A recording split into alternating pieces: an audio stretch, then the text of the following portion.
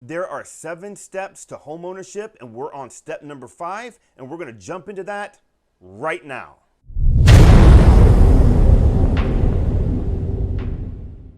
Hi, my name is Rod Ferrier, and I am a licensed loan originator. Do me a big favor, follow me on Instagram, like me on Facebook, and do me a big favor, subscribe to my YouTube channel and make sure to click the bell as I share more helpful content just like this.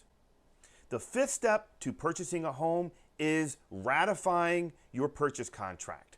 So you've already done step number 1, you've spoken to a loan officer. Step number 2, you have completed the loan application. Step number 3, you have been pre-qualified. You have provided all of the supporting documents, your bank statements, your pay stubs, your tax returns. You know how much you can purchase. You've already gone through step number 4 where you've been looking at homes.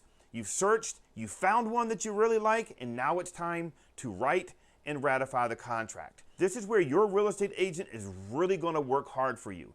They are going to negotiate the terms with the sellers. And what I mean by terms is the purchase price, how much you're going to pay for the home. And also, is the seller willing to give what is referred to as seller concessions? Will the seller give up to 3% to help you purchase your home? There's 2 buckets of money when you purchase a home. There's the bucket of down payment, and then there's the bucket of closing cost. Now your down payment, if this is your first home, will more likely be 3%. If it's your second home, it will be 5% or more. If you're doing an FHA loan, the minimum down payment is 3.5%. And if you're doing a VA or a USDA loan, these are 100% financing loan programs.